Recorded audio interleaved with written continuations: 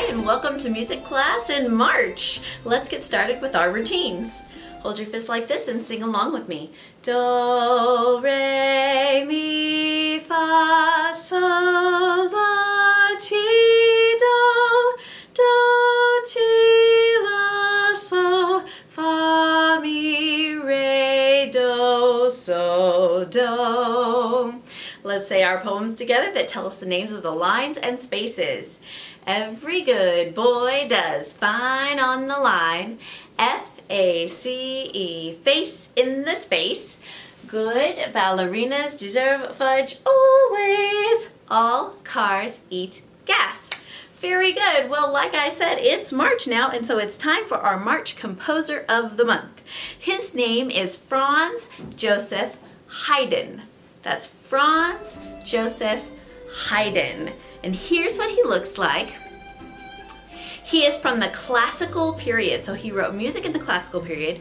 He was born in Rohrau, Austria. Sounds like a Scooby-Doo word, doesn't it? It's kind of weird. It's R-O-H-R-A-U. Austria. That's kind of a strange name for a town. But he was born there in Austria, not Australia, Austria.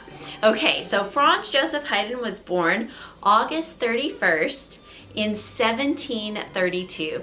And he lived a nice long life for his time. He died May 31st in 1809. Something pretty cool about Franz Joseph Haydn for us here at St. Elizabeth is that he was a devout Catholic. He was Catholic, just like a lot of you are and a lot of the teachers here. And when he would struggle with a musical composition, he would actually pray the rosary to help kind of calm his mind down and get his ideas flowing again. Often he would start out his compositions or dedicate his compositions in the name of the Lord, and at the end he would write Laus Deo, which means praise be to God at the end of the compositions. And he enjoyed quite a bit of a success. Even if you've never heard of Haydn before, I bet you've heard of Beethoven and Mozart. Well, guess what? Franz Joseph Haydn actually tutored Beethoven and was one of Mozart's mentors and friends. So he kind of helped those guys become what they became as composers. Franz Joseph Haydn was a celebrated composer for most of his career. And he started out really early. Early on in life, family, friends, people in his church and community realized that this kid could sing. And when he was only 6 years old, his family apprenticed him to a relative who was a schoolmaster and a choir master to learn about music.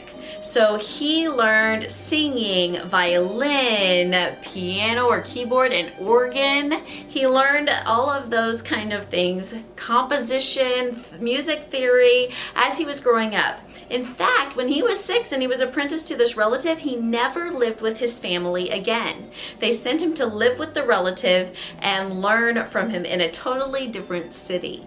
So, from that point on, he was learning music, and he went on to work for a count, a duke, and for the longest part of his career, he worked for Prince Esterhazy, for the Esterhazy family at a castle. So he got to work and live in a castle for most of his career.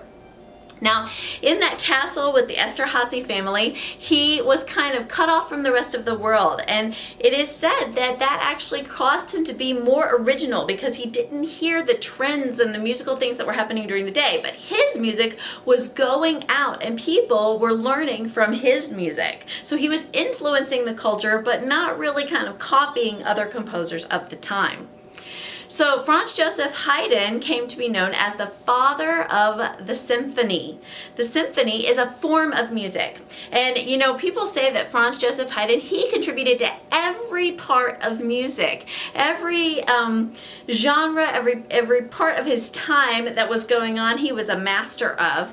But this specific area, the area of form, F-O-R-M, form, which means the order that we put music in when we write it. So if I write a song, a modern day song today, a song that you might hear on the radio, a lot of times there's an instrumental introduction, okay? So the instruments play for a little bit, and then the singer will sing a verse, and then a chorus, and then that chorus is going to be repeated later in the song, just exactly the same way that I sing it the first time.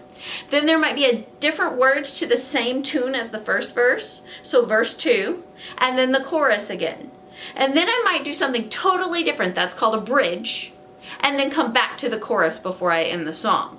So like a verse, chorus, bridge, chorus, you know, that kind of order of the song, that's the form of the song. When we're talking about instrumental music, we might hear a section where we hear the same melody, and then we hear a different one. That first section will be called A, and the second will be called B. Then we might come back to A, and then we might do B again. Or we might do A, and then A again, and then B, and then A again. Hear how that's a form? It's just kind of a way to tell about the sections of a song, the sections of a musical composition, and what order they come in. So he created the sonata form and some other forms, and he's considered the father of the modern symphony. So when you hear about the St. Louis Symphony Orchestra or the London Symphony Orchestra, the Baltimore Symphony, the New York Symphony Orchestra, all of these famous symphony orchestras, that orchestra is named after a form of music. So like if you hear about Beethoven's Ninth Symphony, okay, that's a form of music. It's an order that a symphony always goes in. And so he kind of like started that. He started that form of music, the symphony, okay? At Esterhazy Castle, he would have had access to an orchestra to work with, and he wrote a ton of music. He wrote 106 symphonies, in addition to string quartet pieces and vocal pieces and pieces for the harpsichord and organ and violin solos and small groups of instruments and large groups of instruments. He wrote and wrote and wrote and wrote and wrote lots of music. So Haydn had this awesome contribution to music. He is our March Composer of the Month, the father of the symphony, awesome contributions to form, and a devout Catholic. So don't forget any of that stuff when you do your Google Slides assignment for our March Composer of the Month. And don't forget to be listening to those songs that I gave you last week for your specific grade levels. Have a great week.